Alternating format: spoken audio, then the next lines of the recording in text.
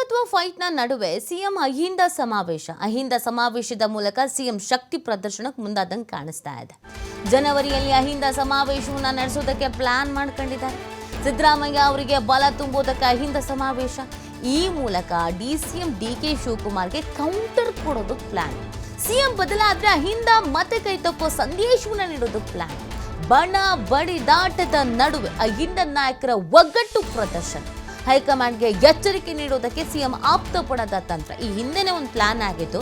D K Shivakumar ಅವರೇನೋ ಇದನ್ನೆಲ್ಲ ನಡೆಸಿದ್ರೆ ಸರ್ಕಾರಕ್ಕೇನು ಉಪಯೋಗ ಅಥವಾ ಪಕ್ಷಕ್ಕೇನು ಉಪಯೋಗ, ಅವರವ್ರ ಸ್ವಂತ ವರ್ಚಸ್ಸು ಬಿಲ್ಡ್ ಆಗುತ್ತಷ್ಟೇನೆ ಅಂತ ಸುರ್ಜೇವಾಲಾ ಅವರ ಬಳಿ ಹೇಳಿ, ಸುರ್ಜೇವಾಲಾ ಅವರು ಹೈಕಮಾಂಡ್ ಬಳಿ ಹೇಳಿ ಇದನ್ನು ಇಲ್ಲಿಗೆ ಸ್ಟಾಪ್ ಮಾಡಿಸಿದ್ದಾರೆ ಅನ್ನೋ ಸುದ್ದಿ ಆಗಿತ್ತು. ಆಗ ಡಿ ಕೆ ಶಿವಕುಮಾರ್ ಅವರ ವಿರುದ್ಧ ಅಹಿಂದ ನಾಯಕರು ತಿರುಗಿ ಬಿದ್ದಿದ್ರು. ಅಲ್ಲಿಂದನೇ ಇರ್ಸು ಮುರ್ಸು ಶುರು ಆಗಿತ್ತು ಅಂತ ಹೇಳಲಾಗ್ತಿತ್ತು. ಅದಕ್ಕೂ ಕೂಡ ನಾನಾ ಕಾರಣಗಳಿದ್ವು. ಒಂದು, ಡಿ ಕೆ ಶಿವಕುಮಾರ್ ಅವರಿಗೆ ಇವರು ಅಹಿಂದ ಅಂತ ಹೇಳ್ತಾ ಇದ್ರೆ ಪಕ್ಷಕ್ಕೇನು ಉಪಯೋಗ ಇಲ್ಲ, ಇವರ ವೈಯಕ್ತಿಕ ವರ್ಚಸ್ಸು ಜಾಸ್ತಿ ಆಗತ್ತೆ ಅಂತ. ಅದರ ಜೊತೆಗೆ ಡಿ ಕೆ ಶಿವಕುಮಾರ್ ಅವರಿಗೆ ಇವ್ರ ಶಕ್ತಿ ಪ್ರದರ್ಶನ ಮಾಡೋದ್ರಿಂದ ನನಗೆಲ್ಲ ಒಂದು ಕಡೆಯಲ್ಲಿ ಹಿನ್ನಡೆ ಆಗತ್ತೆ ಅಂತ.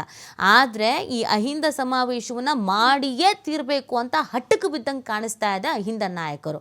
ಇದಕ್ಕೂ ಮುಖ್ಯ ಉದ್ದೇಶ ಏನು ಅಂತಂದ್ರೆ, ಈಗಾಗಲೇ ಹೈಕಮಾಂಡ್ ನಾಯಕರಿಗೆ ಸಾಕಷ್ಟು ಬಾರಿ ಹೇಳಾಗಿದೆ, ಸಿದ್ದರಾಮಯ್ಯನವ್ರನ್ನ ಕೆಳಗಿಳಿಸಬೇಡಿ, ಸಿದ್ದರಾಮಯ್ಯನವರು ಅಹಿಂದ ನಾಯಕ, ಸಿದ್ದರಾಮಯ್ಯನವ್ರ ಬೆನ್ನಿಗೆ ಅಹಿಂದ ಸಮುದಾಯವೇ ಇದೆ, ಸಿದ್ದರಾಮಯ್ಯನವರನ್ನು ನೀವು ಟಚ್ ಮಾಡಿದ್ರಿ ಅಂತಂದ್ರೆ ಕಾಂಗ್ರೆಸ್ಸಿಗೆ ಅಹಿಂದ ಮತಗಳು ಬೀಳೋದೇ ಇಲ್ಲ, ಡ್ಯಾಮೇಜ್ ಆಗುತ್ತೆ, ಸಮಸ್ಯೆ ಆಗುತ್ತೆ, ಲಾಸ್ ಆಗುತ್ತೆ ಅಂತ.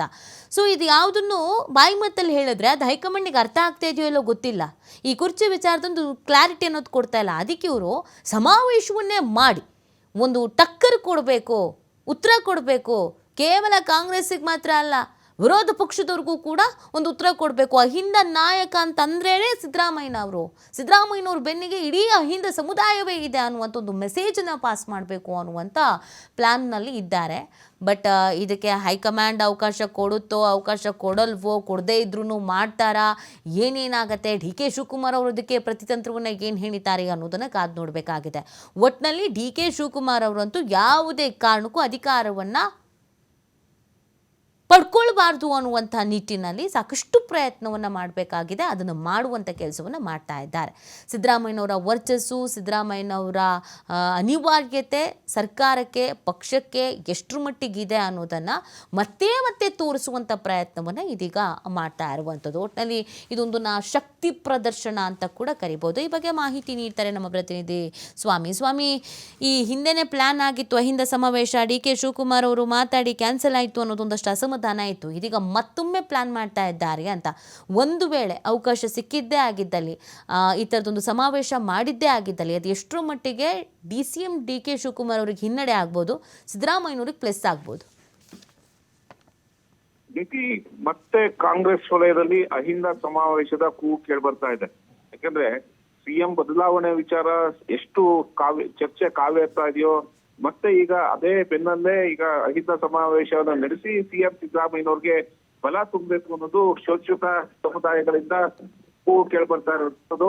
ಹಾಗಾಗಿ ಅಹಿಂದ ಸಮಾವೇಶ ನಡೆಸೋದಕ್ಕೆ ಸಿದ್ಧತೆಗಳನ್ನ ನಡೆಸಲಾಗ್ತಾ ಇದೆ ಎಂಬ ಮಾಹಿತಿಗಳು ಲಭ್ಯ ಆಗ್ತಾ ಇರುವಂತದ್ದು. ಅಂದ್ರೆ ಪ್ರಮುಖವಾಗಿ ಈಗ ನಾಯಕತ್ವದ ಫೈಟ್ ಕೂಡ ಶುರುವಾಗಿದೆ.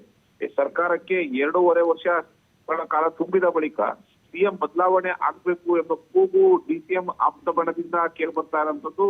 ನಾಯಕತ್ವ ಬದಲಾವಣೆ ಆಗ್ಬೇಕು ಅನ್ನೋದು ಕೆಲವರು ಪಟ್ಟಿಡಿದಿದ್ದಾರೆ, ಕೆಲವರು ಸಿಎಂ ಸಿದ್ದರಾಮಯ್ಯನವರೇ ಮುಂದುವರಿಸಬೇಕು ಅನ್ನೋದು ಕೂಡ ಪಟ್ಟಿಡಿದಿರುವಂತದ್ದು. ಈ ಎರಡು ವಿಚಾರಗಳು ಈಗಾಗಲೇ ಅಂದ್ರೆ ಸಿಎಂ ಪವರ್ ವಿಚಾರಕ್ಕೆ ಸಂಬಂಧಪಟ್ಟಂತೆ ಹೈಕಮಾಂಡ್ ನಾಯಕರು ಕೂಡ ಕಾದು ನೋಡುವ ತಂತ್ರ ಅನುಸರಿಸ್ತಾ ಇದ್ದಾರೆ ಎಂಬ ಚರ್ಚೆಗಳು ಶುರುವಾಗ್ತಾ ಇದೆ. ಈ ಎಲ್ಲದರ ಬೆನ್ನಲ್ಲೇ ಮತ್ತೆ ಅಹಿಂದ ಸಮಾವೇಶವನ್ನ ಮಾಡಿ ಆ ಮೂಲಕ ಸಿಎಂ ಸಿದ್ದರಾಮಯ್ಯನವರಿಗೆ ಬಲ ತುಂಬುವುದು ಜೊತೆಗೆ ಹೈಕಮಾಂಡ್ ನಾಯಕರಿಗೆ ಸಂದೇಶ ಕೊಡೋದಕ್ಕೆ ಈಗ ತಯಾರಿಗಳನ್ನ ಮಾಡ್ಕೊಳ್ತಾ ಇದ್ದಾರೆ ಎನ್ನಲಾಗ್ತಾ ಇರುವಂತದ್ದು. ಪ್ರಮುಖವಾಗಿ ಈಗಾಗ್ಲೇ ಈ ಸಮಾವೇಶವನ್ನ ಮಾಡಿ ಸಮಾವೇಶದ ಮೂಲಕ ಶಕ್ತಿ ಪ್ರದರ್ಶನ ಮಾಡಿದ್ರೆ ಹೈಕಮಾಂಡ್ ನಾಯಕರು ಕೂಡ ಒಂದಿಷ್ಟು ಗಮನ ಸೆಳೀಬಹುದು. ಜೊತೆಗೆ ವಾಸ್ತವ ಸ್ಥಿತಿಯನ್ನ ಹೈಕಮಾಂಡ್ ನಾಯಕರಿಗೆ ಮುಟ್ಟಿಸ್ಬೋದು, ಅವ್ರಿಗೆ ಮನವರಿಕೆ ಮಾಡ್ಬೋದು ಅನ್ನೋದು ಲೆಕ್ಕಾಚಾರಗಳು ಇದೆ. ಈ ಸಮಾವೇಶ ಮಾಡುವುದರ ಮೂಲಕ ಡಿಸಿಎಂ ಡಿ ಕೆ ಶಿವಕುಮಾರ್ಗೆ ಕೌಂಟರ್ ಕೊಡಬೇಕು ಅನ್ನೋದು ಸಿಎಂ ಆಪ್ತ ವಲಯದಲ್ಲಿ ಗುರುತಿಸಿಕೊಂಡಿರುವಂತಹ ಶಾಸಕರು ಹಾಗೂ ಸಚಿವರ ಪ್ಲಾನ್. ಈ ಎಲ್ಲಾ ವಿಚಾರಗಳನ್ನ ಇಟ್ಕೊಂಡು ಅಹಿಂದ ಸಮಾವೇಶವನ್ನ ಮಾಡಿ ಅಹಿಂದ ಸಮಾವೇಶದ ಮೂಲಕ ಹೈಕಮಾಂಡ್ ನಾಯಕರಿಗೆ ಒಂದಿಷ್ಟು ಒತ್ತಡ ಹಾಕೋಕೆ ಸಿದ್ಧತೆಗಳನ್ನ ಮಾಡಿಕೊಳ್ಳಲಾಗ್ತಾ ಇದೆ. ಪ್ರಮುಖವಾಗಿ ಜನವರಿಯಲ್ಲಿ ಅಹಿಂದ ಸಮಾವೇಶವನ್ನ ಮಾಡಿ ಶಕ್ತಿ ಪ್ರದರ್ಶನ ಮಾಡಬೇಕು ಅನ್ನೋದು ಈಗ ಸಿದ್ಧತೆಗಳನ್ನ ಮಾಡ್ಕೊಡ್ತಿದ್ದಾರೆ ಎಂಬ ಮಾಹಿತಿಗಳು ಕೂಡ ಲಭ್ಯವಾಗಿರುವಂತದ್ದು ನೀತಿ. ಓಕೆ, ಥ್ಯಾಂಕ್ ಯು ಸ್ವಾಮಿ ತಮ್ಮ ಡೀಟೇಲ್ಸ್ಗಾಗಿ.